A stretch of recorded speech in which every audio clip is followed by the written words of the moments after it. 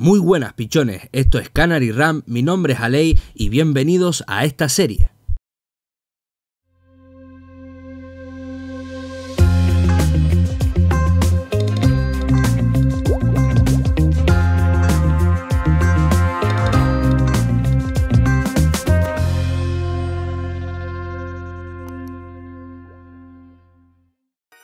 Longhua Electronic es una de las marcas de componentes electrónicos más importantes en China desde hace algunas décadas.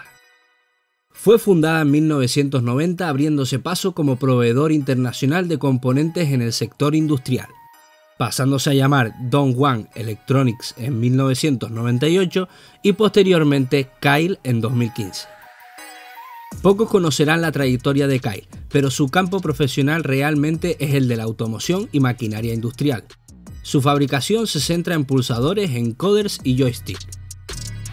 La mejor estrategia de marketing es aprovechar la necesidad del usuario o crearla.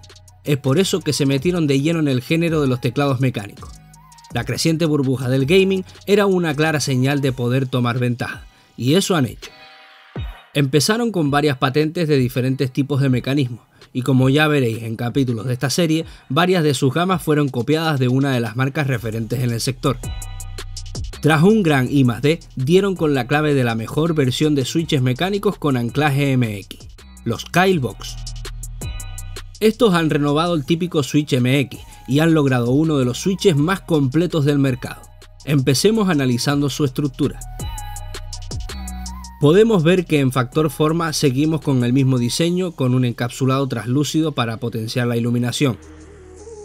La parte donde usualmente hay un agujero para incorporar el LED se ha retirado, dejando una base plana que ejerce como lente reflectora para la iluminación. Estos switches ya han sido fabricados pensando en el cambio de las PCB, adoptando la tendencia de LEDs SMD instalados ya en ellas. Lo primero que vemos diferente es el pulsador. Tiene un refuerzo para ganar estabilidad y ganar resistencia frente al polvo y los líquidos. Aquí muchas personas están equivocadas y creen que el nombre Box viene de ese cuadrado protector en el pulsador. En realidad su nombre viene a raíz de su mecanismo interno, el cual no vemos porque está escondido dentro de una caja. Este compartimento no es estanco, pero proporciona una resistencia con certificado IP56, algo bastante alto teniendo en cuenta que los smartphones hoy en día tienen un certificado IP68. Los electrodos están posicionados lateralmente y disponen de un añadido de oro donde las dos piezas hacen contacto. Aparte de aportar seguridad en el punto de actuación, no se prescinde de conductividad, ganando en resistencia a la corrosión. Lo que me encanta de esta tecnología es el pulsador secundario. Este viene lubricado ya de fábrica, y muy bien por cierto. Algo que no se ve en otras marcas o modelos de switch. Esto proporciona una suavidad en el deslizamiento muy alta, ganando ese plus en el feedback del teclado que vayan instalados. Como gama de entrada a los box tenemos los Red, Black, Brown y White. Los dos primeros son lineales y los dos últimos son táctiles. El White se podría traducir al Blue de las gamas MX, siendo este blanco un táctil con sonido extra. El punto de actuación en esta gama de switches está en 1,8 mm, con un recorrido total de 3,6 mm. Se estima que tienen una durabilidad de 70 millones de pulsaciones según Keil, y algo que me gusta bastante es que exceptuando el Black, los otros tres tienen prácticamente el mismo nivel de presión. Este es un dato muy a tener en cuenta, ya que hay muchísimas personas que prefieren menos de 45 gramos de actuación en los Red, por ejemplo. Los modelos Brown y White son algo distintos internamente, especialmente el pulsador principal. En el Brown podemos ver claramente dónde está el punto táctil. En este modelo se compararía a cualquier otro Brown del mercado.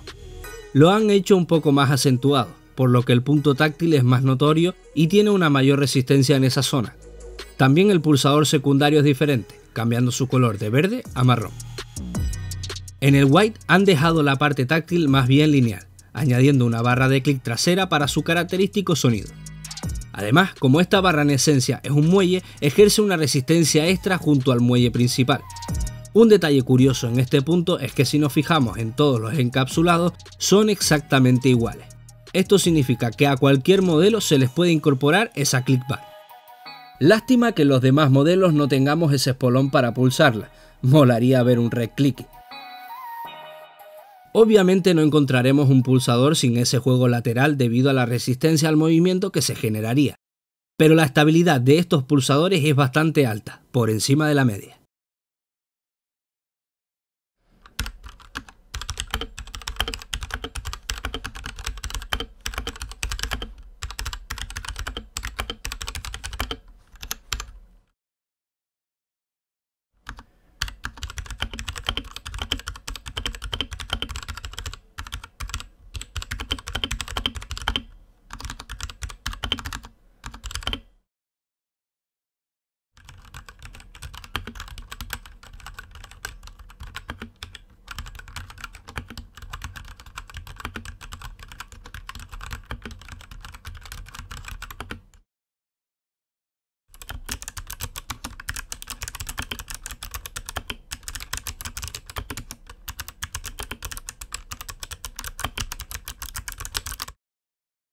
No todo es perfecto en estos switches, por ejemplo los laterales del pulsador principal y la zona del muelle no vienen lubricados.